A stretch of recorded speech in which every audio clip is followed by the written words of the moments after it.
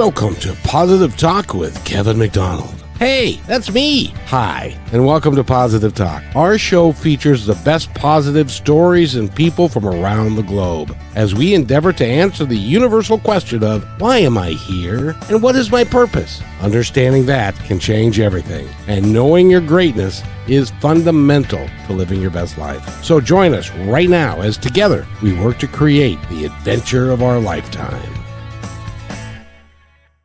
And welcome to the show, everybody. We've got a gentleman who is kind of living the adventure of his lifetime, and he's got lots of stuff going. His name is Doug Wheeler. He's an author. He's written a really cool book. It's about a whale who eats a man and then throws him up on the beach. And I suppose that's one way of putting it, but then it's his way of getting to freedom and stuff. So we're going to talk a little bit about the book, but more so about Doug Wheeler, the man. How are you, young man? Young man, I like that. You know, I just turned 65 on the 11th. So I had a friend that said happy Medicare birthday, and I'm still I'm still cursing him in my mind. It's all right. I already had that. Done with. It's gone. You look good, man. You look good. I mean, it's people say, well, how does it feel? I say, well, my pocketbook's better because the insurance is cheaper. Exactly. I hope it works. Next time I show up, I hope the Medicare card works.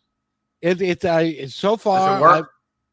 So far, but I haven't had to use it. So that's, and I'm one of those that because I got the supplemental plan as well.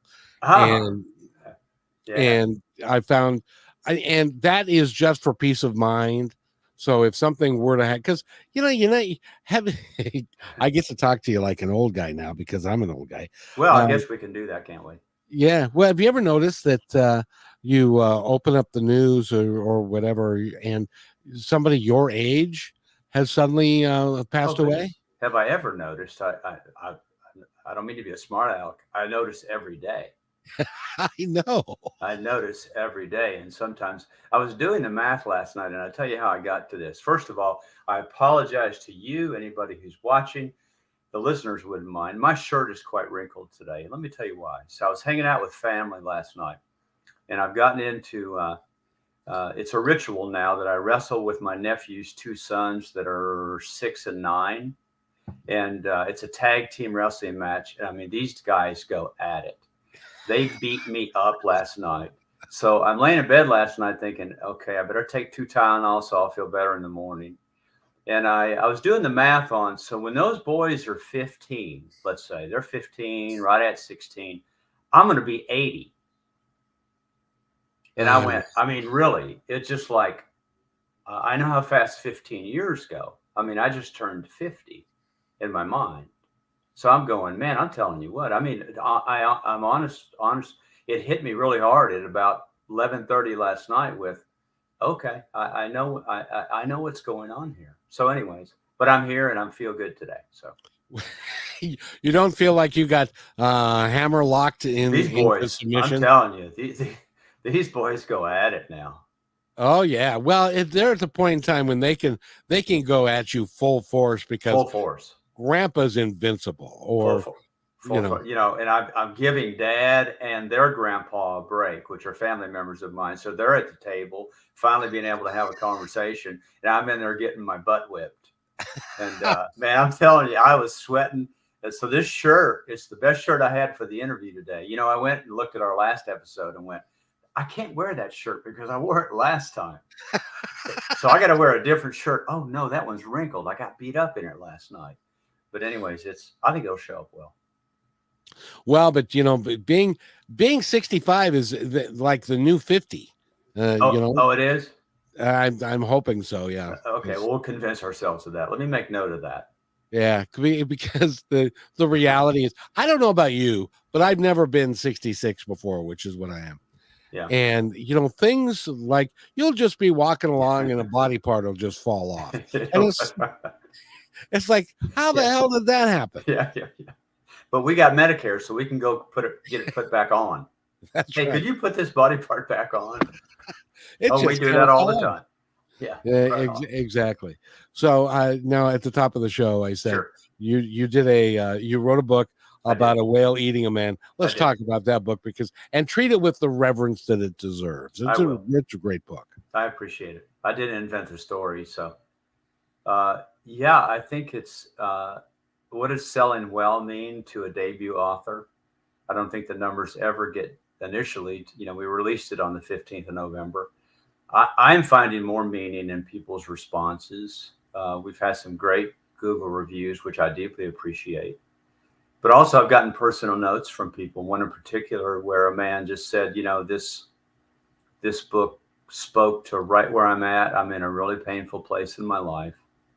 And so he addressed that age-old reference of what's most personal is most universal. And I think that applies to most things. So he was speaking from a very personal place. And he ended the note to me with, I think everybody should read this book. And it was very authentic. It's like what's personal becomes some universal application. So I think people can read. It's a short story. I wrote a short book. I'm really glad that the book is short because it's a short little story in the Old Testament.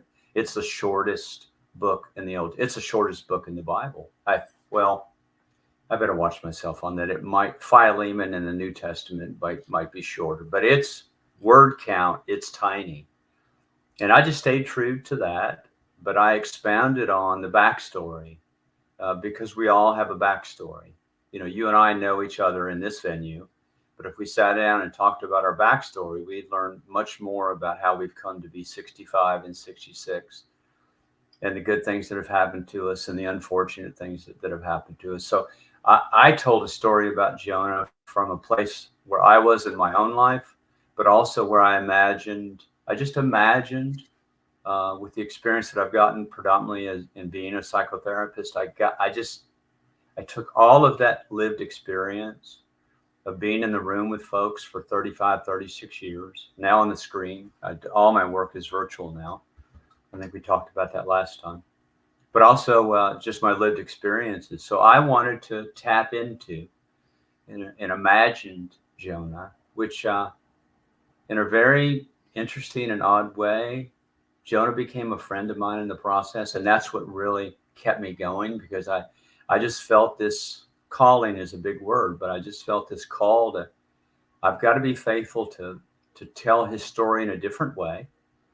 And I always thought, Kevin, and I might have mentioned this last time, that if I hadn't been a therapist, if I'd been able to get into law school, I always sucked at those big tests. I'm almost 99% sure I would not have passed whatever that grand test is to get into law school. I think once I got in there, I would have been fine.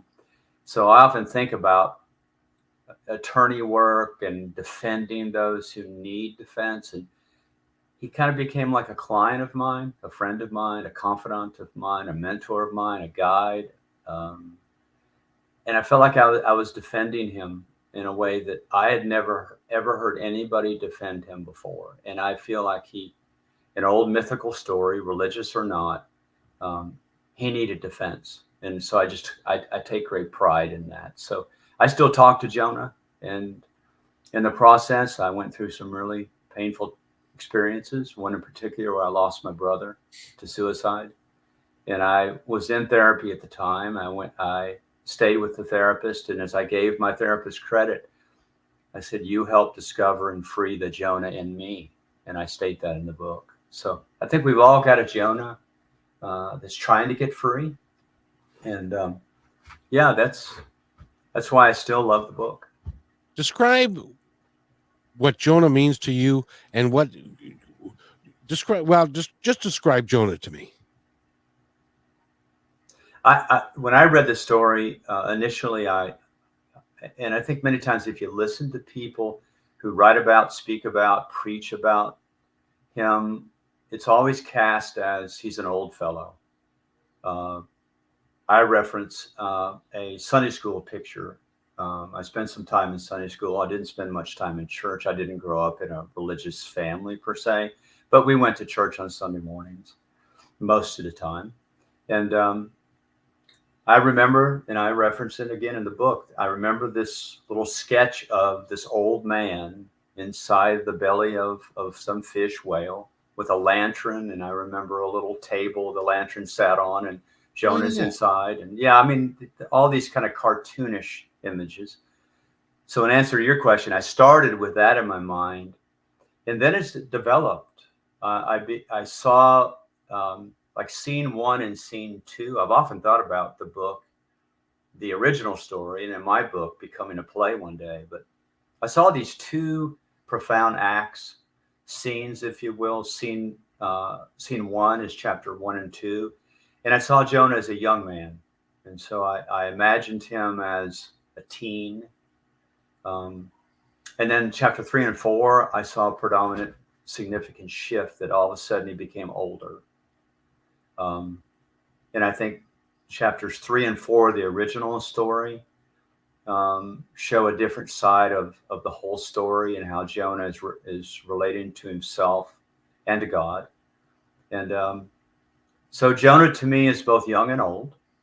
Um, I, I really, and I know I was experiencing my own sadness and my own grief and loss, and that clearly influenced a sadness that I projected into the story. You know, I did a podcast interview a few weeks ago, and I like the way I said this, because the person said essentially, "How did you end up doing what you did to the story?" And I said, "Well, you know, I projected into the story, and I brought my own experience into the story, and then the story reciprocated with its own content, and it began this relationship with Jonah communicating to me all in my imagination about what he was going through. And I tell him as a reminder. He already, in one sense, kind of knows what's happened to him, but I'm reminding him of what he's been through. And often in therapy and in the coaching model as well, and just in relationships in general, the ones that are the most meaningful to us, somebody listens, and then they recount back to us what they're hearing us say. And we're reminded from them what we've been through, because we all have our own ways of minimizing what we've been through. I think on both ends, the great things that we've accomplished, we have ways to minimize that at times. And then the things that have happened to us that are painful and hard. I grew up in a family where there was a lot of positive components, but one of the things that was not allowed was any, what I will call a negative emotion. I don't believe there are any, but anger, that was maybe allowed every once in a while, but sadness was never allowed.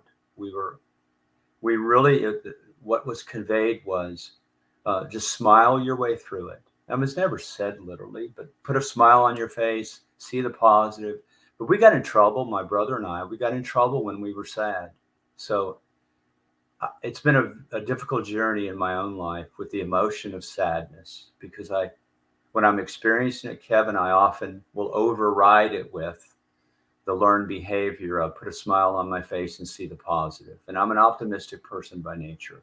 So I gravitate towards sadness. I often will compliment people that they have the capacity to feel sad. Not so much to be sad as a static place. That's a dangerous place. But to be sad and to feel that is a very, very important emotional experience. It really is. Now, there are lots of us that grew up in my time frame that we didn't want to have honest relationships and honest discussions within the family group. So if there happened to be a disagreement, if there happened to be something that would happen like on a Thursday night, then everybody went to bed. By Friday morning, everybody was supposed to forget what had happened Thursday night, rather than to talk it out and to work it out and to figure out why they're feeling this way. So it taught people to bury their emotions rather than to explore their emotions to get through them so that they can live a better life. Well said. Do you find that a lot in your work? Oh, well said. Very well said. So I can't imagine any true transformation occurring with understanding what happened to us and how we were taught in that family container. As you were saying that, I'm reminded of one time when I got fired from a job. for drug use. And my parents found out about it. And back in the day when somebody would call, it was a small town, and somebody just called and informed my parents. And, you know, uh, the stuff hit the fan for a moment. And I remember waking up, and this is just lodged in my memory. I remember waking up the next morning. I don't remember now much about the day or night before. It was a little problematic. Woke up the next morning. I remember walking into the kitchen. My father was reading the newspaper, drinking his coffee in his robe. My mother was making breakfast. And nothing, I just feel it now, nothing was said at all. And I wanted something to be said. I wanted some closure. I wanted to know where they were with it. I think I actually wanted to get in trouble for it in a way that would bring closure and maybe bring some help to what I was going through. There was literally nothing. My dad stayed behind his paper. My mom fixed breakfast. It was a functional breakfast. We just ate our way through it, and the day begins. And so I think that, yes, that's the space, at least that morning. And that was quite typical of those kind of situations. So, Oh, you just made me think about the time that I came home from school, and it was I was in high school at the time, and there was a police car sitting out front. And so I went into the house, and there were two policemen sitting there because apparently the day before I had gone to the junior high school with a couple of friends. We got some wine that was called MD 2020, oh, yeah. which I didn't realize at the time was a fortified wine that could really, if you didn't know how to drink it and not drink very much of it, it could really knock you on your butt. Yeah. And it did. And so, but they were there in my house the next day. They were talking to my dad, and they left, and my dad was just sitting there stewing, watching the TV. And he said, "Did you get sick?" And I did, all over the place, but I didn't tell him that. I said, "No, I was fine." And he said, "Too bad." That was the last thing Wow. he ever said in regards to that.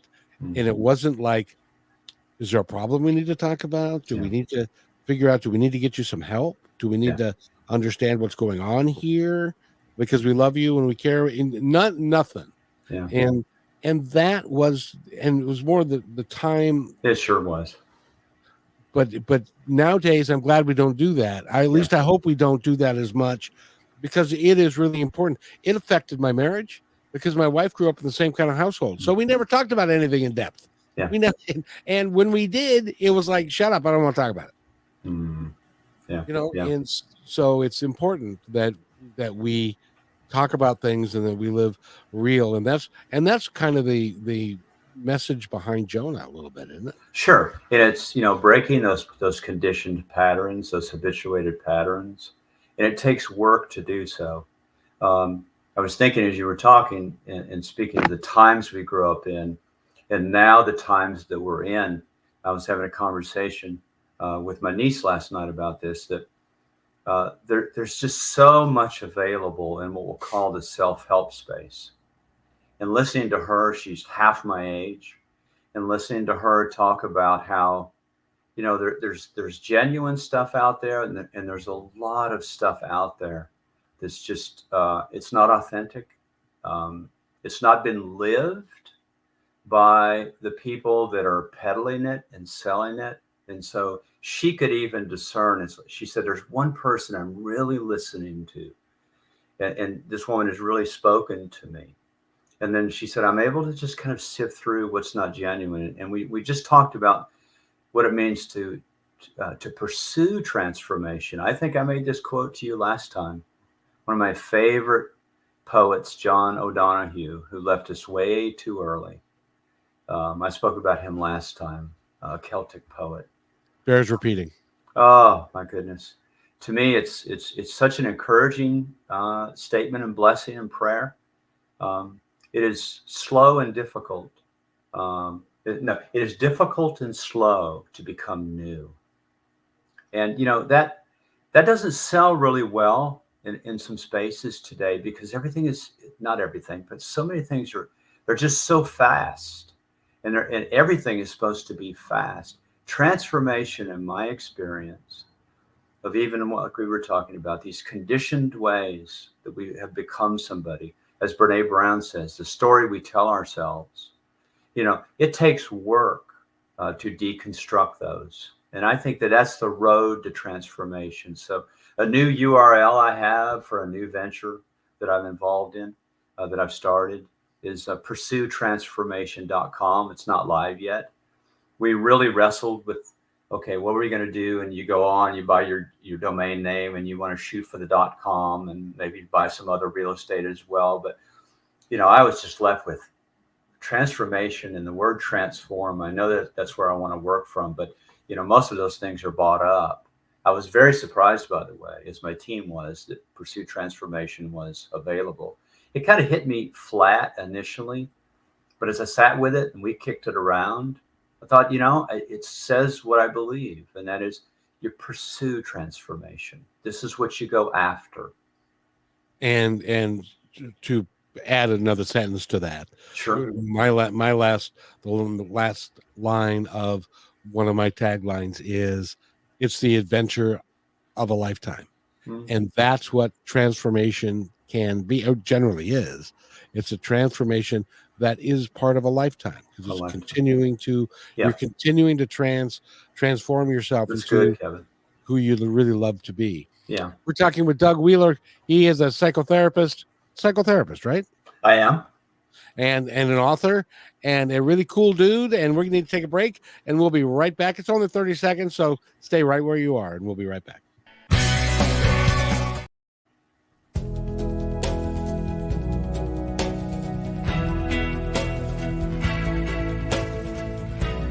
They have your eyes. They have your ears. They have your smile. Now all they need is a little more of your time. Make a difference in your child's life, because anyone can be a father. It takes time to be a dad.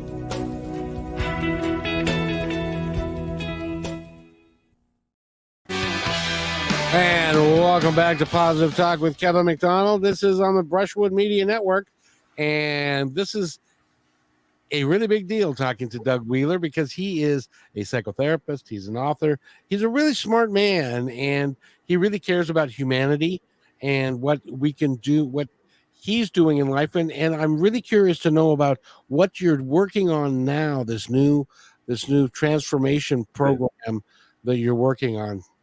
Well, thank you, Kevin. Yeah, I'm really proud about what we've been able to build so far. Nothing is active yet. We're really close. But, I've been a therapist for 30. I think I'm in my 36th year. And I've always been aware of two things. First and foremost, what an honor it's been to be in that space. The people that have opened their lives up to me. I would imagine a humble surgeon would feel the same, or a humble physician would feel the same. And that is for people to come many times in dire straits and share things they've never shared before, and to be able to create a container where safety is intact and people can get in touch ultimately with what's going on inside of them. So it's been a very sacred call for me. I've always been challenged with, when I'm outside the room, I'm using the room as when I'm doing the professional work outside the room, and I meet people who don't have the financial wherewithal to seek a therapist, or insurance is not strong enough, or for many years, and currently I don't take insurance. That's been a tough one for me, because I know many times I want a provider who will take my insurance. But for a host of reasons, I did, and then I didn't. It's a lot of administrative time and effort goes into that administrative work, we'll call it. And that's anybody doing therapy. That's probably not why they got into it, right? They just want to be in the room doing the work. But I've always struggled with, it's not only given me great access to people's lives, it's also been at times constraining, because I remember an attorney way back when I got started. He said, Doug, different states have different applications of this, but when you give your, and any kind of advice out on the street to friends, family, people on the corner, people you meet. And I tend to be a very open person when I'm out in the world. That I've always been hesitant to be able to share much because all the HIPAA laws and all the things and all the legality issues. And then you have to create the container and get people in your room and all of that. So at times I've felt really restrained by that. So I've been exploring recently the coaching model, and life coaching, took on 7 or 10 years ago, just took at least the States by storm, I think internationally as well.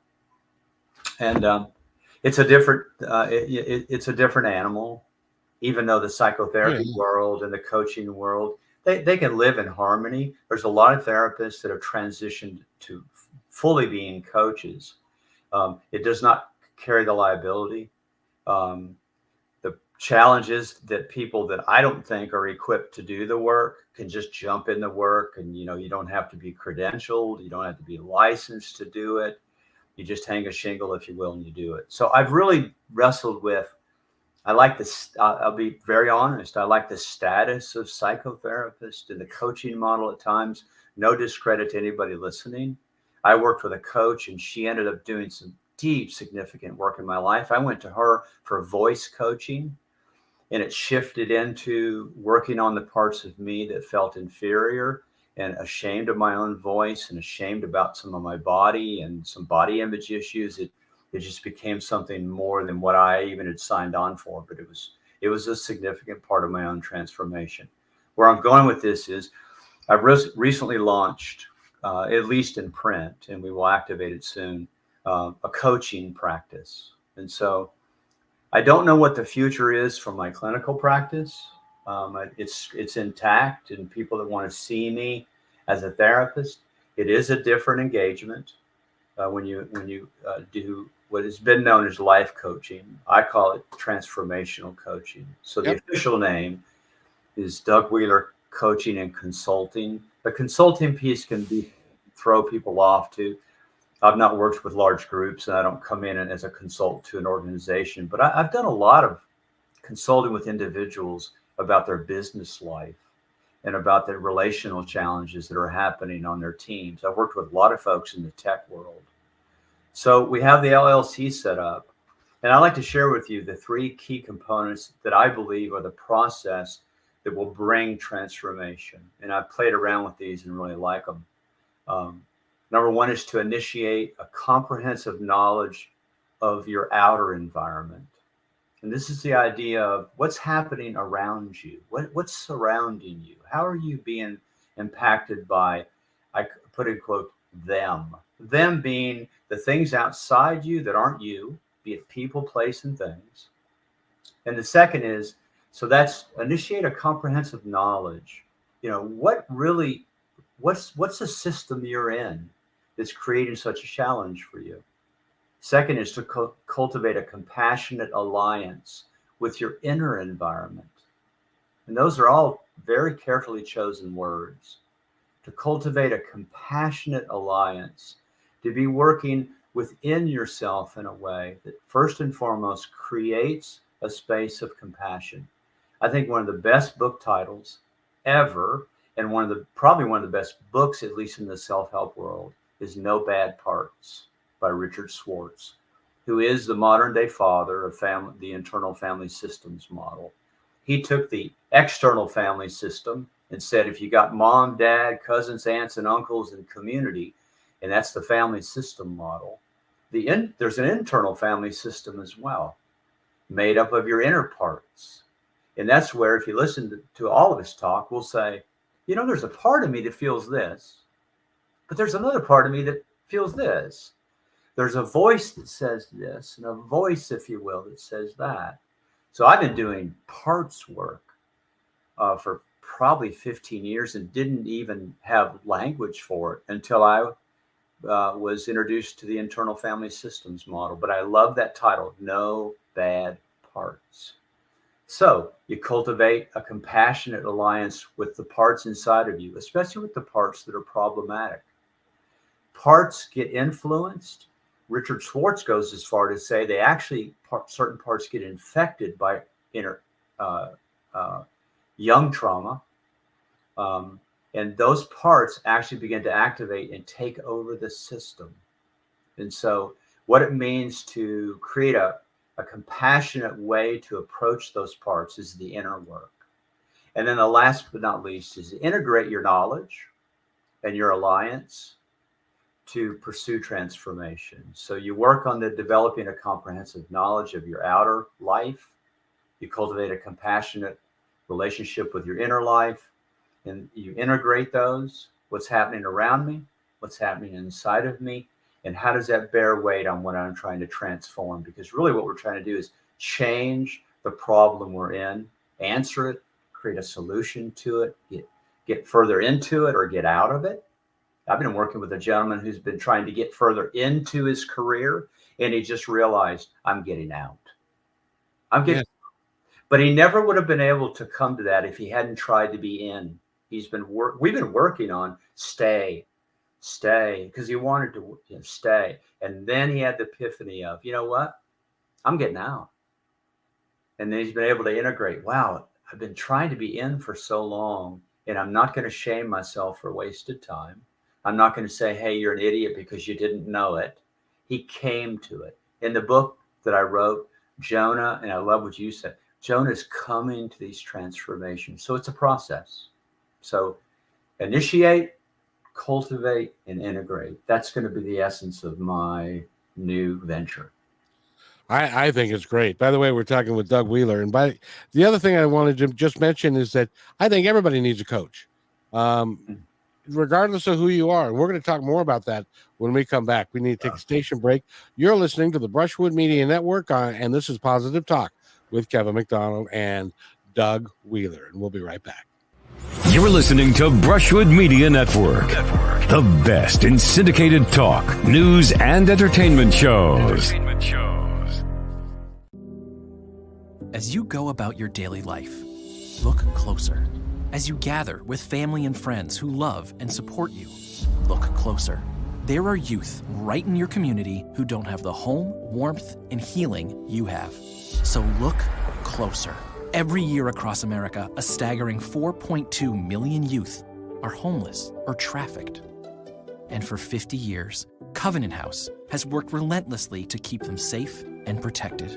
Tonight, 2,000 young people will sleep safely in a Covenant House bed. And tomorrow, they will wake up surrounded by love. They get clean clothes, hot meals, medical care, and a safe place to sleep. 24 hours a day, 7 days a week. In sites across America to help them fulfill the great promise of their lives. So look closer at Covenant House. To help or get help, go to covenanthouse.org. And welcome back to Positive Talk with Kevin McDonald. We are talking with Doug Wheeler. He is an author, he's a psychotherapist, and he's an all-around good guy who's now venturing into the coaching world, which is, in my way of thinking, all that's doing is broadening your approach and the number of people that you can help because of the issues that they may have or how they're feeling about it, or you can do a lot with a broader spectrum. And I believe that I have a coach. I don't know anybody that doesn't have a coach who really is interested in transforming their life into something better. And I just love what you're doing. I think it's great. Oh, thank you, Kevin. Thank you. Yeah, it's the right time. It's the right time for me. And it's, when something's right and you just go after it. And Well, the thing is that 20 years ago, I first heard about coaching when I was doing Positive Talk Radio in 2003. And in those days, 20 years ago, you could go take a weekend conference and you could get a certification that said, I'm a coach, I'm a life coach, I'm a whatever, but you don't have necessarily the life experience or the knowledge or the ability to do what people that are coaches now do, because there are a lot of people that are just like you that have the training, have been doing this for a long time, that are now expanding what they're doing. And if I were to suggest to anybody to go get a coach, and I think everybody needs one, vet them, make sure that they're gifted at what they do, and that they can actually offer you something that can be transformative in your life. Because all of us, it's hard to transform something all by yourself because you have blind spots. You can't see it. Yeah. Yeah. Yeah. Well said. Well said. So I appreciate you, and I appreciate everybody that will join you, because it is, I don't know if you've noticed this, but life is hard. Life is hard. And Life is hard. And getting through it, like you were talking about your brother who had a suicide. My brother-in-law had a suicide. Yep. We talked about that last time. Yeah, it's a hard thing, and regardless of what it is, and in the first half of the show, you said people make light of stuff. I call my bad period a bad country music song period. That's my way of making a joke out of what was a very dark place for me for a while. Dark place, yeah. But we all do that. We all, I'm okay. Yeah. So it is great to have you do this. Now, when is your practice going to get up and running so that people can come in? Thank you, Kevin. Thank you. Well, they would be able to find it at pursuetransformation.com. They could go to my website, which is dougwheelertherapy.com. Which is my private practice. It'll be somehow we're trying to figure out how we're going to integrate all that. I don't want 3 sites. I've got the Self City God site where all the creative things, my book and the podcast and other things that I've done live in that space. So we're trying to figure out how we're going to kind of integrate the real estate, if you will, and not have too much. I can tend to kind of get too many things going. And I had an experience on, today's Monday. I had an experience on Saturday with a young business owner that I met who's just getting started. And, for 24 hours, all I wanted to do was figure out how to raise money for that individual. And I've learned, to not make promises, not too early. And I thought, I got to sit on this a while. And my wife has taught me to really think about things and really sit on them, and if they return back to, I'm still passionate about this, I actually have the time for this. But just a young man as he said, man, I'm just trying to read as much as I can. He didn't have a lot of formal education, but damn, was he a good learner. And I listened to the things that he told me that he read, and I was so impressed. It made me so thankful also just for the internet, because he accesses so much through that. And I thought, I want to help him with his shop. He needs some help. And, my father, bless my father's soul, and my mother as well. They had the means to help so many people. And I tell you, every time I reach out to my friends that knew me, knew my parents well, the ones back in Kentucky, somebody will always tell a story about how my parents helped. I'll tell you a quick one. The local band director of the high school came to my dad and said, could you help me with some seed money to buy some instruments?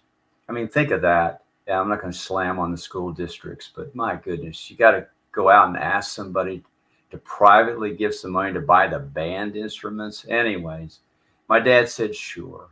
He said, I'm going to write you a check. And when you get those band instruments and then you do your fundraiser, I want you to come back and I want you to return the check paid out to me. This way my dad would operate. He didn't always do this. And so the band director said, absolutely. Let's say 6 months later, he returns. He's got the check, hands it to my dad. My dad looks at the check, tears it up, throws it in the trash can, and says, man, it's been such a gift to be able to help those young folks. My dad probably never listened to the band play, but I tell you, he had a heart of gold. My mother, they gave so much money and time away. Those stories live in perpetuity.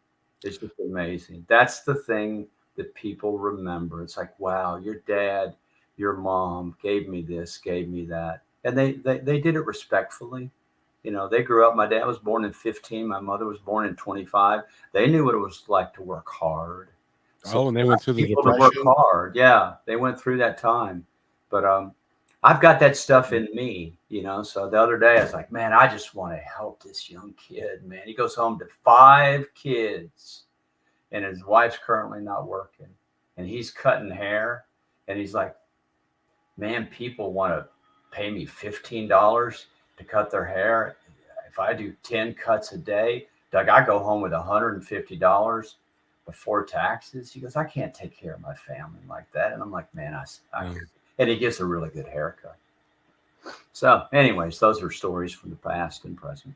But I wanted to make this reference because do you know that a gentleman by the name of Neil Donald Walsh? That name sounds familiar. He wrote Conversations with God, which became a #1 bestseller within 5 weeks of being published. Oh, good. He sold over 5 million books.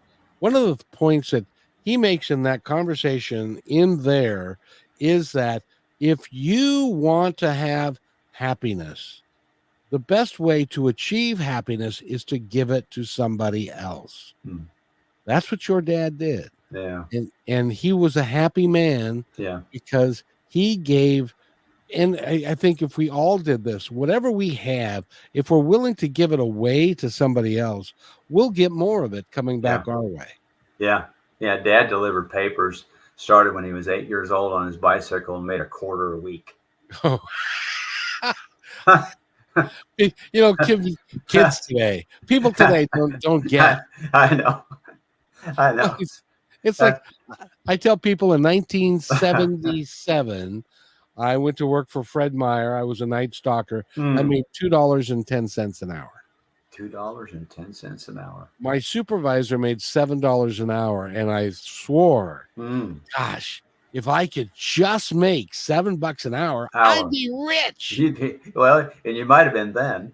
Yeah, and but we all need to.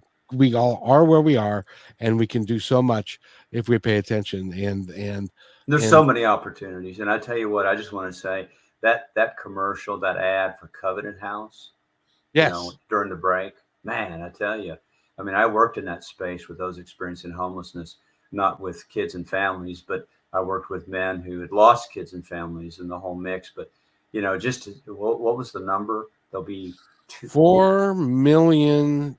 Over 4 million, 4,100,000, I think is the number. And then it's within seconds. It says tonight, how many kids will experience a safe place to stay and wake up to love? 2,000 kids. Man, I'm telling you, I was just like, man, you know, how beautiful is that? Well, and I just want to remind everybody that the numbers that they're talking about of homeless or trafficked kids. That's over 4 million, and that's in the United States of America. Yeah, that's just here, isn't it? Yeah, and there are kids that are going hungry every night, and I think that we all should be enraged about kids going to bed hungry every night in this country, the finest country in the world, and we can make changes. We can do that. Well, and the surplus of food, right? I mean, just a surplus of food. I was talking with the same gentleman. He was homeless for a year prior to writing the books that he's written.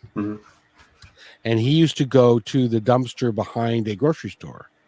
And rather than, and this happens in almost every grocery store around the country, rather than, if it's like reached its maturity date and it's got a pull by date on it, if it's a day over that, they throw it in the trash. Yeah. Oh, yeah.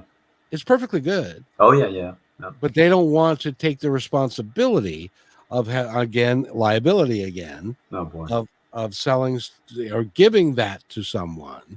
But if they were to just put that food out at the end of the night and like half hour before they closed and just put it on tables, they would find that it would save people from going hungry that night. Oh yeah, yeah. So much of it is thrown out, and and we can do stuff like that here in this country. So, and I really hope that we will, because isn't that part of the grand transition that we all need to make? No. I like the answer is yes, and I love the language of that. The grand transition. Boy, that's a book title. Let me That's think on that. you. And You. do I need to let Kevin know that he's the one that said it? No, I'll never remind him again. No. And when he says I said that, I say no, you didn't. But it's in the show. It doesn't matter because Doug, everything that I say is in the public domain. I know, brother. And I wanted to know. Do you mind? Sorry, I interrupted you there. Continue. no, go ahead. Go I ahead. wanted to ask you how last time we spoke, and it was however long ago, 2 months ago or so. How is there's a new venture happening for you. You are going to be making some changes. Yes, and I want to thank you for mentioning that. I'm now part of the Brushwood Media Network, and that Okay. is a syndicated digital network that is worldwide, Okay. and it's in conjunction with Apple and as well as other well-funded organizations. And so my listenership, I know this is going to astound you, but they tell me that my listenership has gone from where it was to on the Brushwood Media Network, and I want to thank everybody who's listening, to over 1 million a month. My goodness. For That's fabulous. Congratulations, man. You've been at this. You've done your 10,000 hours. I have. Yeah. Plus. That's right. That's right. Well, But we should wave to everybody, shouldn't we? At least yes. we should wave to all those folks out there. That's a lot of folks, man. Well, and it's because it's worldwide, and so the show airs at 5 p.m. Eastern. It's 2 p.m. Pacific, and then it's like in some parts of the country, like Australia, is playing tomorrow morning. Goodness. And stuff. So it really is. And so the beauty of the thing, Doug, and I need to take a real quick break for our last break of the day, but I wanted to get this in, is that the purpose of Positive Talk is to create a large enough forum to where I can bring someone like you who is working to do good in the world and transition people from where they are to where they could be if they chose. Yeah. It's important work. It's important work for all of us. Sure. And that's why it's important for me to be doing this, and I'm so grateful to have a bigger platform to be able to do that. Kevin. Congratulations. Well, thank you. And we're talking with Doug Wheeler, and he's an author. He's a psychotherapist. He's going to be a transition coach, or he is a transition coach as well. And he's really is got your best interest at heart. So when we come back, we're going to get his information so that you can contact him. We'll be right back. A lifetime of savings can disappear overnight. Millions of dollars are stolen every day from unsuspecting older adults by family members, caregivers, and trusted professionals. If you suspect financial exploitation, call the Elder Care Locator at 1-800-677-1116 or go online to the National Adult Protective Services Association to be connected with help in your area. And welcome back to Positive Talk with Kevin McDonald. We have Doug Wheeler with us. He's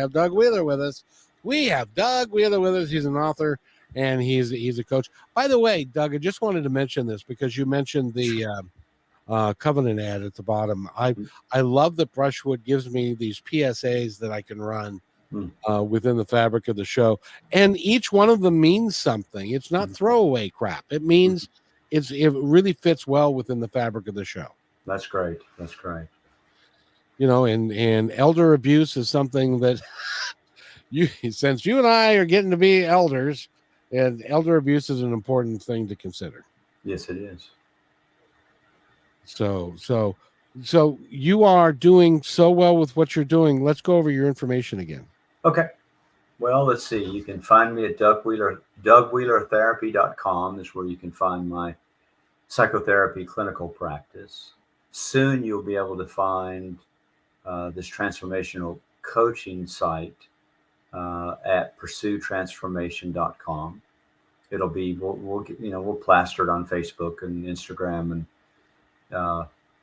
and then the Self City God site. Again, we're trying to figure out how we're going to integrate the real estate to make it simple for folks. Because I got more that I hope to get the podcast up at some point. I really enjoyed that, but I know right now I need to stick with this one thing and make sure that it gets off the ground. And I want to be able to do some more public speaking type of endeavors. One little cool thing, there's a group of folks that have a book club in Monroe, Washington, and a dear friend of mine who's in actually two friends of mine that just happened to be, I didn't even know they knew each other. One is from a long time friendship and the other one's more recent. They're in a book club, and one of my friends suggested, hey, why don't you do Reimagining Jonah? So the book club is like, I think 7 couples. They get together once a month. They're working through the book. And then it was so sweet. They asked, would you be willing to either get on the screen and in our last book club meeting and talk about the book? We're going to have a lot of questions for you. And I said, well, how about if I just come to the house? And they're like, oh, that'd be so cool. So I'm really excited about it. My wife Lori and I, we're just going to go, and we know some of the folks, and some of them will be Adam and Eve to me, but I'll get to know them over the night. And she's been telling me, we've got a list of questions and we're really curious. I will tell you this. They have 4 English teachers in the group. Oh, wow. Uh-oh. Oh, it's scary because Yeah. here's what happened. She said one of the things that we started getting focused on is not with the content we were studying this month. This was the month of March. They've already met. But she said a few of the English teachers were just kind of curious about the format of the book. And I went, I started to sweat a little bit. Like, yeah, I know some of it's kind of unconventional. I will tell you that it was intentional unconventional, but they didn't understand some of the italics. They didn't understand some of the spacing. She did her best to try to justify it. I said, don't feel the pressure to do that. But I said, when I'm there, when that issue comes up, I'll probably go to the bathroom and be in there a long time. And I'll let my wife, Lori, who's the true writer, I'll let her talk about, okay, this is the way it's set up. And some of it is unconventional, but we did it for an effect. So we know it's a little unconventional. At least we know that. But I just thought that's really interesting. She said, we didn't talk about so much the content. We talked about your form. So, yeah. And I know we talked about this in the first time that we met, but it bears repeating because you are a psychotherapist and you've got a full practice and Right. You've been doing a lot of things. What was it that really motivated you to write the book? It's as simple as I was asked by a friend to speak at his church, to preach a sermon, give a sermon on a Sunday morning. I was at odds with my faith at the time. My brother had not passed yet, but things were already starting to fall apart for me in my faith life. I was not reading the Bible, and I'd read and studied the Bible for years. I had no interest whatsoever, but I state this in the book. I knew full well, if I'm going to preach in this church, it's kind of it would be like a library without books for me to show up without a text. I got to have a biblical text. So I said, okay, what's short and sweet? Well, I don't know about sweet, but what's short? Oh, Jonah just popped in my mind. I'm like, okay. So I say it in the introduction to the book. I was not really all that impressed the first reading. I thought, I got to get something out of this. I was anxious. It's 5 days a week. I got to get something. And I got to read it again. And the more I read it, I think something clicked. And something clicked with, I'm starting to get drawn to this individual. It started to materialize like a person. It was no longer just a story about, it was like there's this person emerging. And that was the beginning. I went and preached that sermon. It was a big, I covered a lot of ground and a lot of territory, but the title is what nailed it. The title was Jonah as Guide, Guide. Now, that's a very controversial thing because most of the time when you show up in a church setting and somebody's preaching or teaching about Jonah, they ain't saying he's got any guidance to give us. What he's really showing us is everything you're not to do because disobedience is the focus. So I flipped that like a clown and just went, no, actually, he's guiding us to something. And I didn't know at that point what it was. And I started writing the book and I just could not put it down. And it's just like, I didn't know what I really wanted to say. Honestly, maybe a lot of people feel that when they write. I didn't know what I wanted to say. but I learned it as I went. And then it started to materialize. And once it caught fire, I couldn't stop. And it took me a long time to do it. It was not an easy book for me. And things happened. And I was busy as well. But writing was not my natural forte. You can tell I like to talk, and I'd much prefer to talk. But it was a good discipline for me, and I'm thankful that I did it. But yeah, that's the way it started. It was by the urgency of I've been summoned to speak. I said yes, and then I had anxiety because I thought I haven't spoken for a long time, and I got to pull something out of the Bible. And that's Yeah. Well, I truly believe that inspiration played a role in all of that, because you read the story and you read it again, but your take on it was way different than the traditional take on it, and that's partially because of your intuitive sense came in there as well, and maybe the message that was supposed to be delivered was not delivered, and they took it as one way. But it's good to look at it from another perspective, a fresh perspective. It brings a lot more to the story about what could be possible for people. One of the pastors of the church met me at the door that morning, a very, very, very sweet human being. And she said, my younger son's name is Jonah, so I really like the fact that you're speaking on Jonah. But she said, I have got Jonah as guide. I mean, what is going on here? And I said, well, I got a few things to say about that, and I chuckled at that, because I thought, yeah, guidance is not what people give him credit for. Well, it's like there could be there's lots of reasons why people are the way they are, and she, I'm sure, was much more of a traditionalist. So and she was just, it just was a very new. I mean, she was very complimentary of my talk, but it was just a new, fresh approach. But I think one of the things that really comes out in the story is that if you read the story conventionally, and you read it literally, not like he got swallowed by a fish, at that point you can say, well, that didn't happen. But if you read the God in the story, the only way to upend the God in the story is to experience empathy and compassion for his prophet. And when you begin to do that, you begin to deconstruct the God in the story. I have no right to ever say to deconstruct God, but I did my best to deconstruct this authoritative male punitive voice. And I think the best expression of God in the story is the female fish, because she saves Jonah. She brings him into a time of gestation in her womb. In the Quran, they talk about that Jonah was brought back into the fish because he's being brought back into the womb to be reborn. And when I heard that from a friend, an Islamic friend of mine, I went, yeah, that's where I'm going with this. So I named her the she-fish. And makes perfect sense. She's the shining symbol in the story. She's love personified. Doug Wheeler has been our guest. The name of the book again is Reimagining Jonah, A Flight to Freedom. And go get that book. It's doing well and is being reviewed very, very well. And I'd like to thank you. And when you get your the coaching practice off the ground, will you come back and see me? Oh, I'd love to, Kevin. This has been what a joy. I got off the last one and said, man, I'm looking forward. I would love to come back. You're welcome anytime, young man. Thank you. I really appreciate who you are. Bless you. And thank you very much for that. We got to go, but you have yourself an awesome day. Bless you, Kevin McDonald. We'll talk soon. Yes, sir. Thank you. Thanks for listening to this episode of Positive Talk with Kevin McDonald. Our purpose is to provide everyone with a positive, entertaining, and educational experience. I would love your feedback and comments about the show, including possible topics and great guest suggestions. Please email me at kevin@kmmedia.pro. And remember, be kind to one another, because each other's all we've got. That's Kevin@kmmedia.pro.